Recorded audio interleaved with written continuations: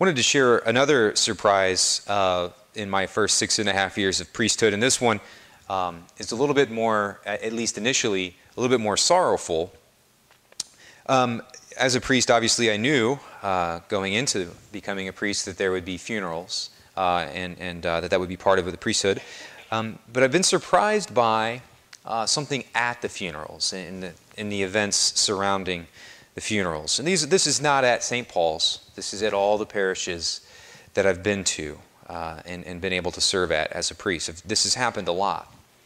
And basically what it is that there are, not every funeral, but there are certainly a lot of them that are the matriarch or the patriarch of a big Catholic family. And 8 kids or 10 kids or whatever it might be.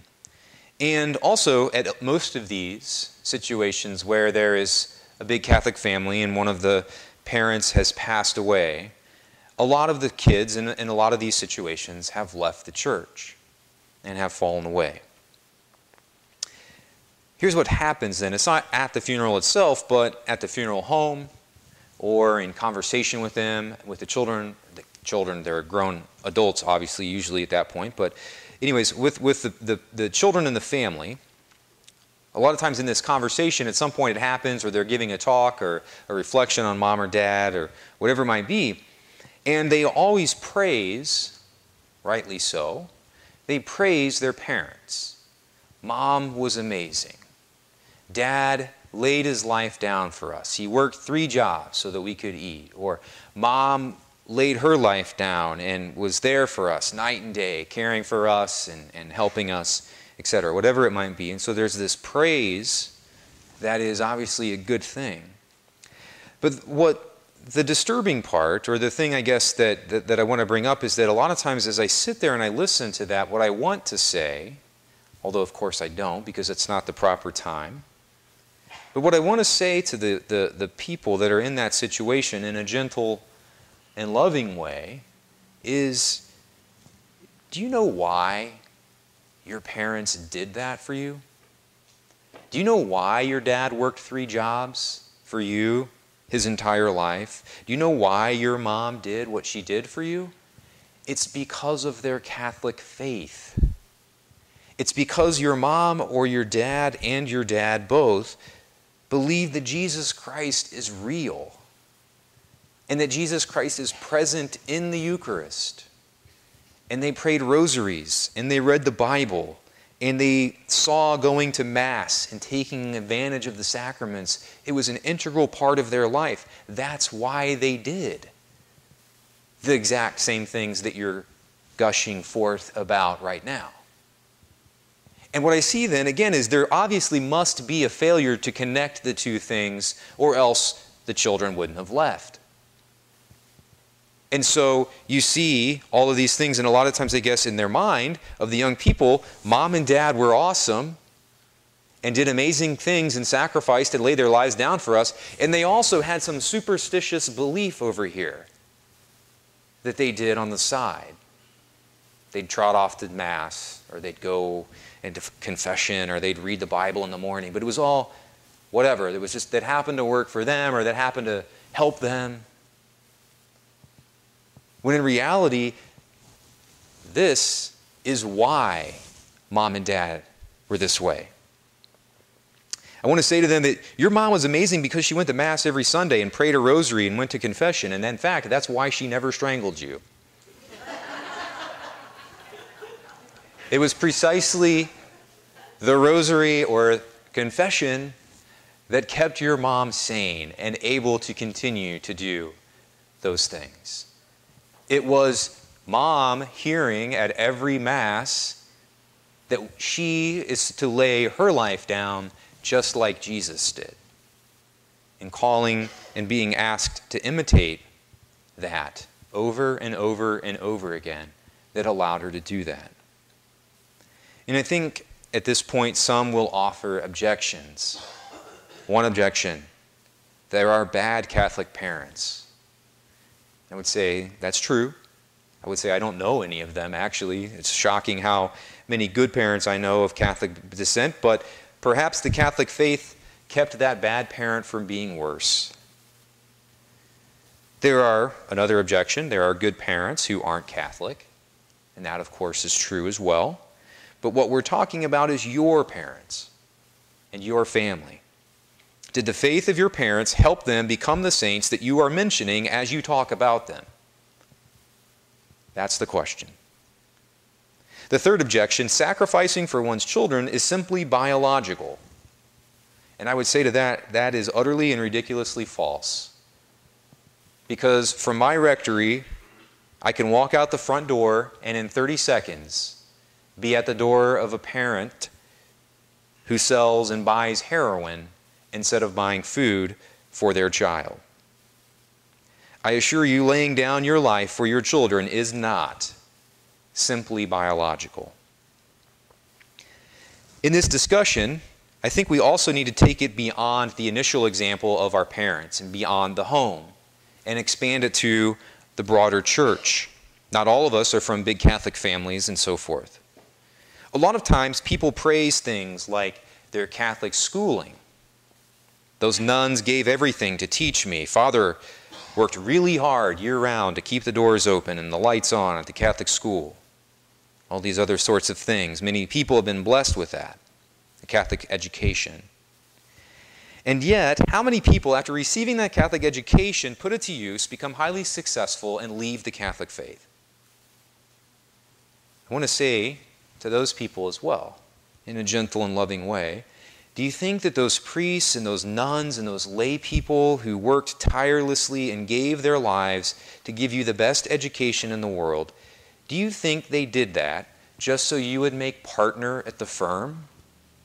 Just so that you would become the CEO or a pharmacist or a well-known engineer? At Annunciation, there was a Catholic school for many years that closed about 15 years ago, and most of it was run by and taught by the nuns. Do you think that the nuns at Annunciation slept in closets their entire adult life without air conditioning, without a family, giving up things and material possessions and husbands and vacations simply to teach those children algebra? No. They did all of that because they were motivated by the Eucharist, the Mass that started every one of their days, by being in the real presence of Christ in the Catholic Church.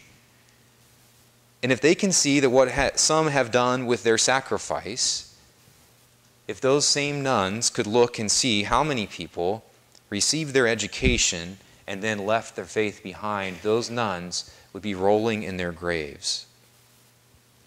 They didn't do it to teach anyone algebra. They did it to teach those children algebra and that Jesus is real, that the church is real, and that living your Catholic faith and laying down your life is hard but worth it, and something that they should imitate too. We can chalk all this up to them being religious, but let's look at the larger historical context. Let's take it even beyond our own families, beyond our own immediate experiences, whether it was with Catholic education or whatever interaction we had with the church. Let's look at the larger world, the larger historical context for a moment. What religious tradition gives more aid and charity than any other around the world? The Catholic Church. What religious tradition married education and the faith and invented the university system? The Catholic Church. In our own country, what religious tradition decided to start teaching its children and giving them the best education that they could possibly provide? The Catholic Church.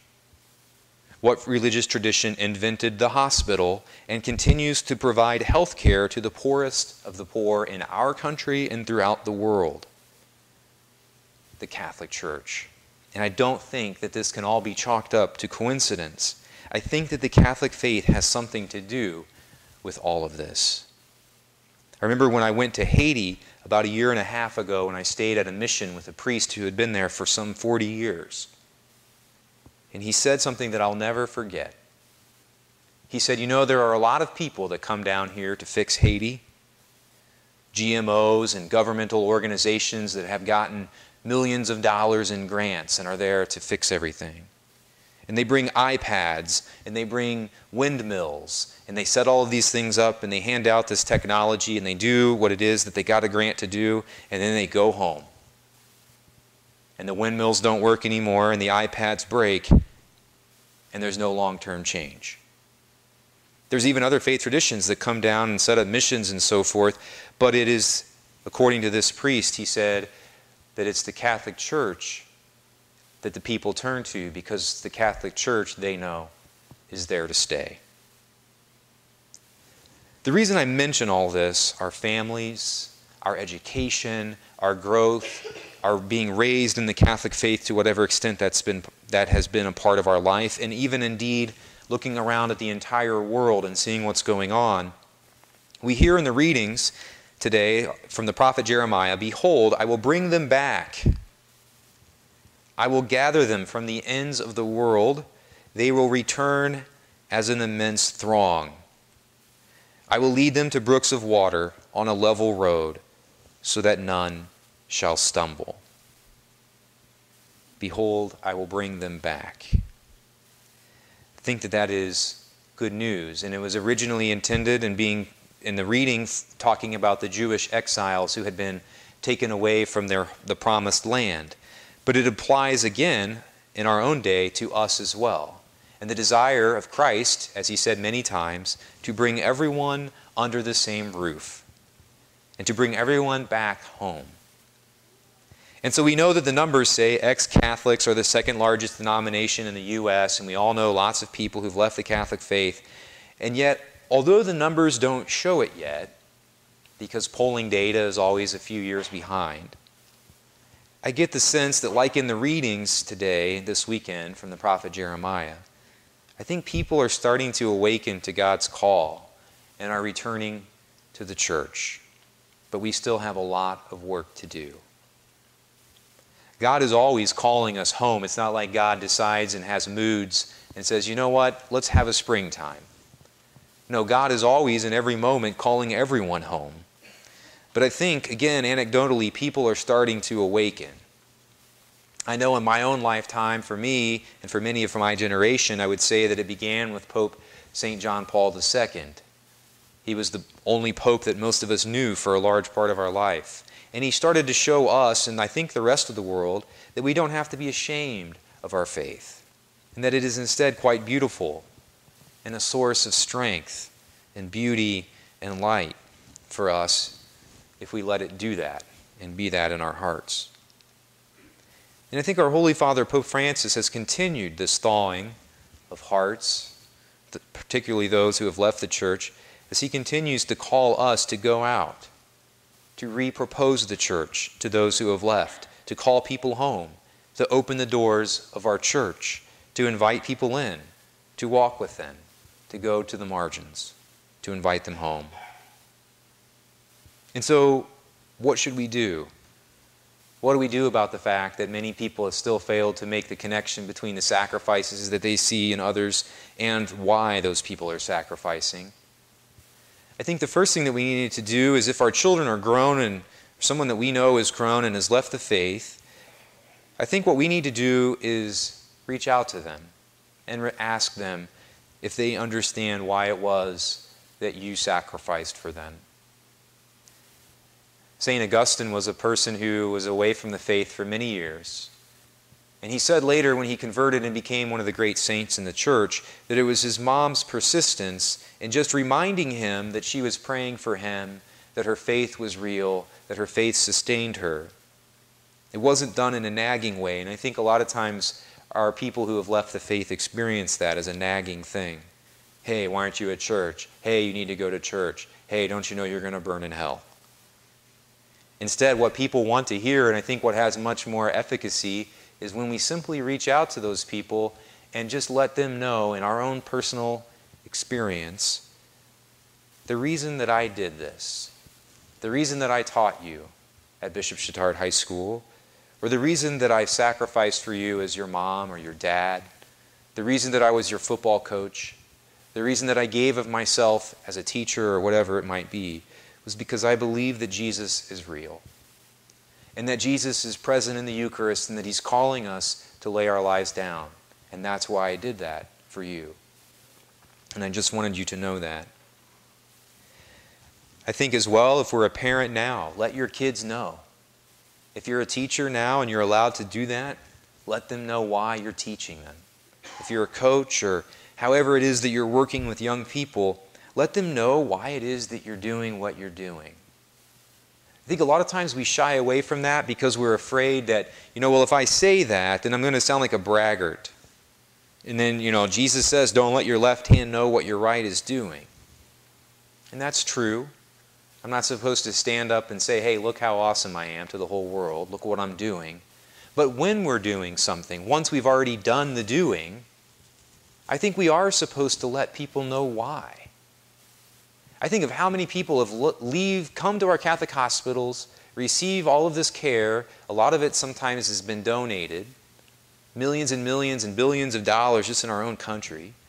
How many people go to our Catholic schools and don't ever hear from the people that are caring for them, teaching them, nurturing them, why they're doing that? That's what we need to change. And I think that it starts at the home, but it also expands to all of us. And we have to let the good news out that we're doing good things and there's reasons for it, particularly the real presence of Jesus in our midst. Behold, I will bring them back. I will gather them from the ends of the world. They shall return as an immense throng. I will lead them to brooks of water on a level road so that none shall stumble. We pray that we may help people who are looking to come home. We pray that we may help people understand why it is that we laid our lives down and why many people have sacrificed to get them where they're at. We pray for those whose hearts are still cold, that they may come back to the source of all beauty and strength and truth, that they may come home to the Catholic Church.